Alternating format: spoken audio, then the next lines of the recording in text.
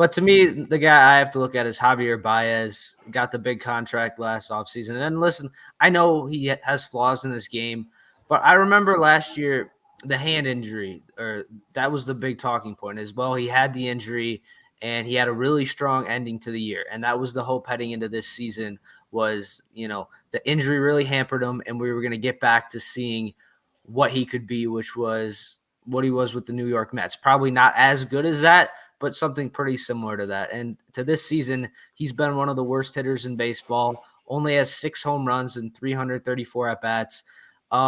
It's been rough to see. Now, defensively, he's made some good plays, and, he's obviously still a fun, exciting player to watch. But to me, to see how bad he's been offensively and the fact that we still have him for another 4 years after this, because he's not opting out of that contract.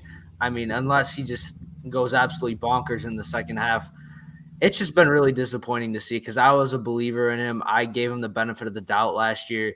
And to say that he's been significantly worse than he was last year, I think that's just absolutely shocking because I think a lot of people, especially with the ending of the last season, thought he was due for a bounce back season. And it's been pretty unfortunate to see.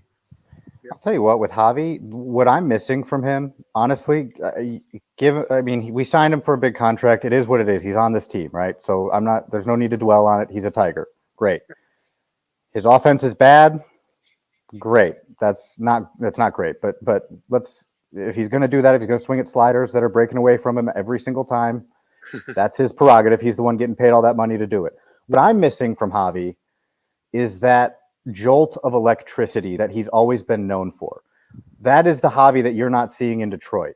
The guy who makes a tag between his legs, the guy who makes something happen on a bunt running down the first baseline. I think that was him against Pittsburgh a few years back, right? You're missing that jolt of electricity that comes from Javi Baez.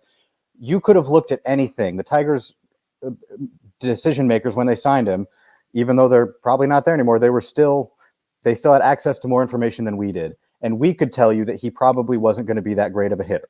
We could tell you he was going to swing and miss a lot. We could tell you all that stuff. But what you could still see from him, and the reason that I gave him any sort of positive excitement when the signing happened, was because you talk to the people who have been in locker rooms. There's a beat writer from New York who I talked to directly, and he just said, you don't know what he does in that locker room. He provides energy. He provides that electricity. And that is what you're not seeing from Detroit Tiger era Javi Baez. And I think that's what I'm missing most from him. Yeah. But yeah, I think that to me has to be my biggest disappointment just because I just didn't think it could get worse than last year. And I think it's been significantly worse than last year, which has been pretty shocking to me.